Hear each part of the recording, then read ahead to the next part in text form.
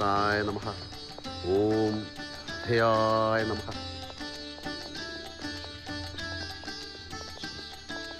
Who's. ശം ശം ശം.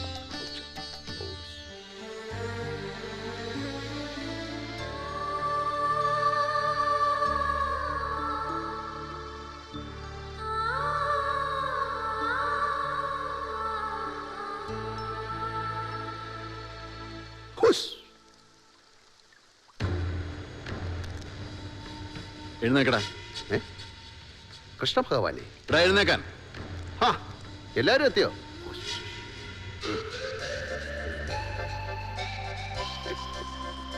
ഇറങ്ങടാ. ഒരു സന്തോഷ വാർത്ത പറയാനാണ് ഞാൻ വന്നത്. നഷ്ടപ്പെട്ടു എന്ന് നിങ്ങൾ കരുതിയ നിങ്ങളുടെ പുന്നാര മകൾ പാർവതിയെ ഒരു പോർല് പോലും ഏൽക്കാതെ ഞാൻ തിരിച്ചു കൊണ്ടുവന്നിരിക്കുകയാണ്. എല്ലാവർക്കും സന്തോഷമായെങ്കിലും ഒന്ന് ചിരിച്ചേ, ചിരിച്ചേ. 5 കോടി രൂപ കൈ കിട്ടിക്കഴിഞ്ഞപ്പോ അവളെ ഇവിടെ കൊണ്ടുവന്നാക്കി നല്ലവനായി തിരിച്ചു പോകാന്ന് കരുതിയില്ലേ നീ? 2 കൊലപാതകങ്ങളാണ് നീ ഈ കുടുംബത്തിൽ ചെയ്തിട്ടുള്ളത്. അതിനും വാങ്ങിച്ച പണത്തിനും സമാധാനം പറയാതെ നീ ഇവിടെ നിന്ന് പോവില്ല. അയ്യടാ, അതിന് ഞാൻ തിരിച്ചു പോകുന്നില്ലല്ലോ.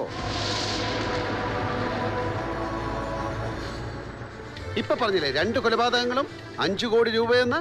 അതാരാണ് ചെയ്തതെങ്കിലും അവനെ കൊണ്ട് ശിവരാമൻ പോവും. അതുവരെ ഞാൻ ഇവിടെ തന്നെ ഉണ്ടാകും. അതിനു മുമ്പ് നിന്നെ പോലീസിനെ കൊണ്ട് തൂക്കി ലോക്കപ്പിലാക്കും. ഒരു പോലീസിനും ഞങ്ങളെ ഒന്നും ചെയ്യാൻ പറ്റില്ല തോമസ് കുട്ടി. ഞങ്ങളെയാ? ഇത് പ്രൊഹിബിറ്ററി ഇൻജങ്ഷൻ ഓർഡർ. എന്റെ കക്ഷിയും എന്റെ ഭാര്യയുമായ പാർവതിയും ഒന്നിച്ച് അവൾക്കൂടെ അവകാശപ്പെട്ട ഈ വീട്ടിൽ ഞങ്ങൾ ഒരുമിച്ച് താമസിക്കുന്നതിന് ആരും തടയാതിരിക്കാനുള്ള court order. Legal adviser? Yes please.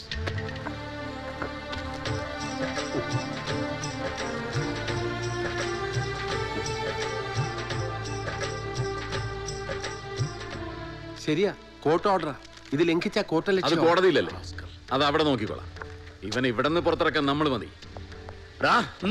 വേണ്ട, കോർട്ട് ഓർഡർ ആരും ലംഘിക്കണ്ട. അവൻ താമസിക്കാൻ വന്നതല്ലേ, താമസിച്ചോട്ടെ. കൈയെടുക്ക് വായി, കൈയെടുക്ക്. പാറു, എവിടെയാണ് നമ്മുടെ ബെഡ്റൂം? നിന്നെ ഇവിടെ നിന്ന് ചവിട്ടി പുറത്താക്കിയില്ലേ? കാലിൽ എത്ര വിരലുണ്ട്? 4, 5, 4 ഉള്ള.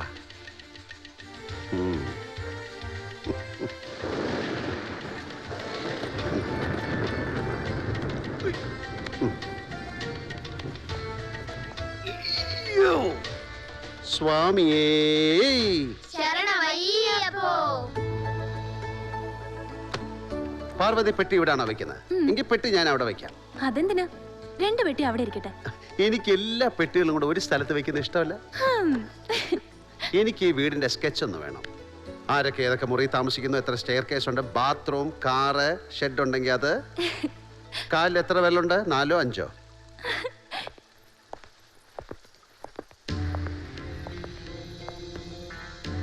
എന്താ? അല്ല, നമ്മളെ മുഴുവൻ വിഡ്ഢികളാക്കി അവനിവിടെ താമസിക്കാന്ന് വെച്ചാൽ? പേടിക്കാനൊന്നുമില്ല. ഞാൻ പോലീസ് പ്രൊട്ടക്ഷൻ ആവശ്യപ്പെട്ടിട്ടുണ്ട്.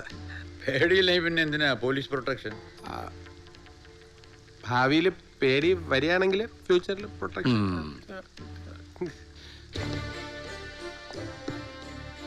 എന്തും ചെയ്യാൻ തയ്യാറായ ഒരുത്തൻ വന്ന് കയറുമ്പോ അവനെ നേരിടാനുള്ള ചങ്കുറപ്പുണ്ടാകണം. ഈ വീട്ടിൽ എല്ലാവർക്കും അത് ഉണ്ടെന്നാണ് എൻ്റെ വിശ്വാസം. അവൻ കളിക്കട്ടെ, ഏതുവരെ പോകും നോക്ക് കാണാം.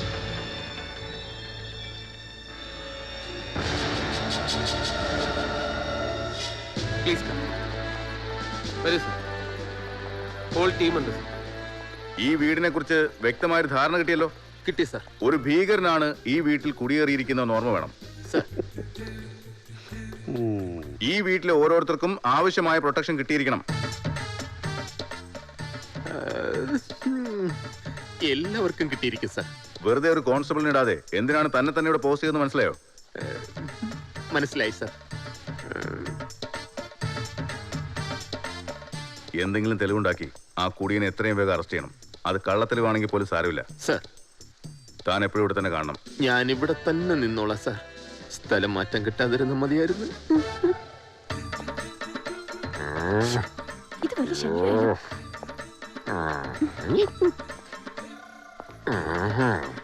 ഇയാൾ എന്തിനാ എന്തിനാ ഞങ്ങളുടെ പുറകെ നടക്കുന്നേ? പ്രൊട്ടക്ഷൻ. ഇതെന്താ ഞങ്ങൾക്ക് മാത്രമല്ലോ പ്രൊട്ടക്ഷൻ? പ്രായവും സൈസൊക്കെ നോക്കിയേ നമ്മൾ പ്രൊട്ടക്ഷൻ കൊടുക്കാറുള്ളൂ. എന്നാ പിന്നെ പുറകെ നടക്കണ്ട, മുന്നേ അങ്ങോട്ട് നടന്നോ. എനിക്കും അതാണ് ഇഷ്ടം. കമൺ ഫളമേ. പണ്ട് ഈ ആനപ്പാറ എസ് ആയിരിക്കുമ്പോ ഇതുപോലെ പ്രൊട്ടക്ട് ചെയ്യാൻ ഒരു ആനയെ ഏൽപ്പിച്ചു. പക്ഷെ പോയാ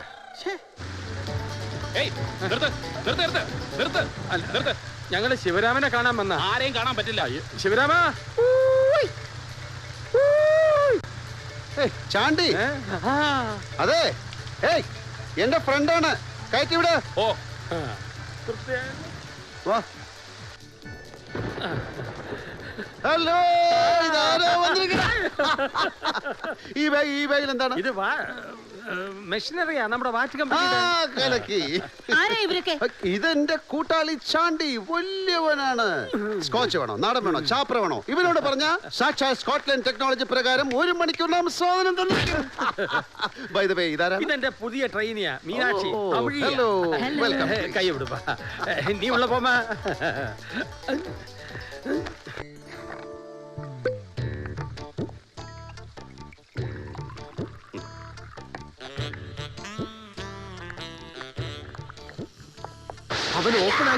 അവൻ ഓപ്പൺ ആയിട്ട് മദ്യപിക്കാ. പോയി ചോദിക്കില്ല. അതെന്താ? ചോദിച്ചു കഴിഞ്ഞാൽ അവൻ തന്നില്ല പിന്നെ മോശമല്ലേ? അതല്ല, പോയി അറസ്റ്റ് ചെയ്യാൻ വകുപ്പില്ലല്ലോ.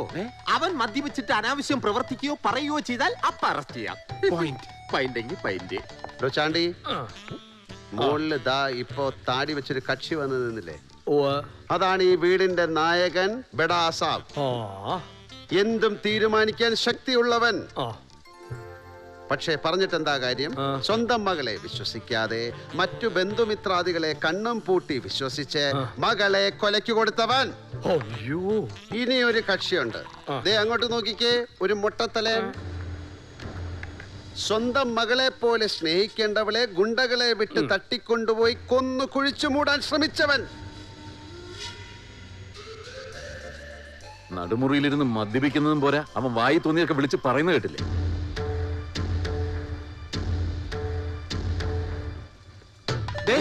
ഞാനല്ല നോക്കിയത്. മുട്ടത്തലയെന്ന് വിളിച്ചു, അധിക്ഷേപിക്കലല്ലേ? തല മുടിയില്ലാത്തവനെ മുട്ടത്തലയെന്നല്ലാതെ പിന്നെ മൈക്കിൾ ജാക്സൺ എന്ന് വിളിക്കണോ, അതോ ധോണി എന്ന് വിളിക്കണോ? അതല്ല. ഇനി ദോ അവിടെ ഒരു ചേട്ടൻ നിപ്പുണ്ട്.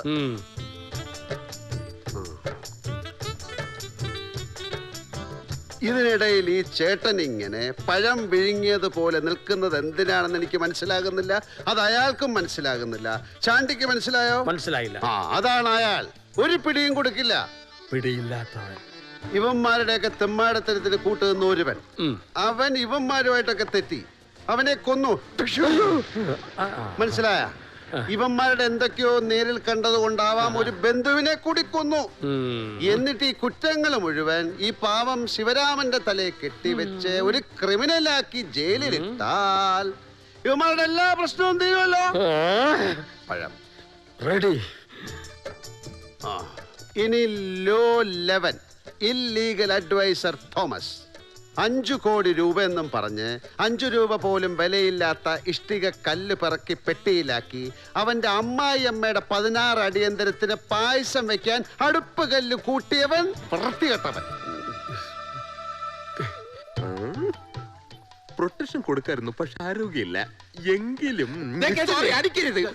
എന്റെ അമ്മായിയമ്മയുടെ 16 അടിയന്തരത്തിന് പായസം ഉണ്ടാക്കാൻ കൂട്ടി അടുപ്പുകല്ലെന്ന് പച്ച അശ്ലീലമല്ലേ? നിന്റെ അമ്മായിയമ്മ അശ്ലീലം ആയിരുന്നു. അല്ല, 16 അടിയന്തരം അശ്ലീലമല്ല, പായസം അശ്ലീലമേ അല്ല. അപ്പൊ എന്നെ വൃത്തിയിട്ടൊന്ന് വിളിച്ചത് ഒരു സത്യം മാത്രം. May I come in? ഈ അമ്മച്ചി എന്തിനാ ഇത് കരയുന്ന? നിങ്ങളെല്ലാം പറഞ്ഞു. നിങ്ങൾ മാത്രം വിശ്വസിച്ച ഞാൻ ഇങ്ങോട്ട് വന്നത്. അന്ന് നിങ്ങളൊരു വാക്ക് തന്നു, ഇനി മദ്യപിക്കില്ല എന്ന്. കുടിച്ച് ബോധമില്ലാതെ നടക്കുന്ന ഒരാളോടൊപ്പം എന്ത് ധൈര്യത്തിലാണ് ഞാനിവിടെ താമസിക്കുന്നത്? പാർവതി, ഞാനില്ലേ ഇവിടെ? വേണ്ട, ഒന്നും കേൾക്കണ്ട. എന്തൊക്കെ നിങ്ങൾ വിളിച്ചു പറഞ്ഞത്? ഞാൻ കുടിച്ചു, പക്ഷെ അത് കരിക്കും വെള്ളമായിരുന്നു. മനസ്സിലായോ? കുടിച്ച് ഫിറ്റായാൽ എനിക്കെന്തും വിളിച്ചു പറയാം, പിന്നീട് അതിൽ ചിലത് പിൻവലിക്കാം. എന്തായാലും വാദിഭാഗത്തിന് പറയാനുള്ളത് വിസ്തരിച്ചു കഴിഞ്ഞു. ഇനി പ്രതിഭാഗം പ്രതികരിക്കട്ടെ. ഞാൻ കുടിയനാണ്, അലമ്പനാണ്. പക്ഷെ ആരെയും പറഞ്ഞു പറ്റിക്കില്ല, ചതിക്കില്ല. ഇപ്പൊ വിശ്വാസമായല്ലോ? ഇനി മനസ്സമാധാനത്തോടെ എനിക്കിത് കഴിക്കാമല്ലോ. വേണ്ട.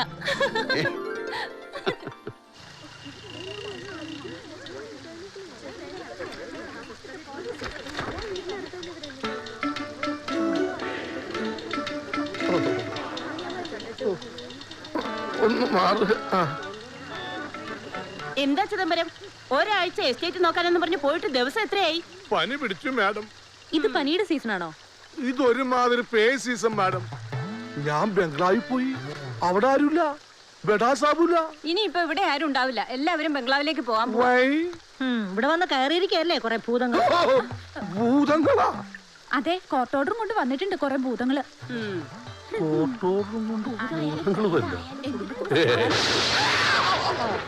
ഇയാളും കൂടെ വന്ന് കേറാത്ത കുറെ. ചിദംബരം,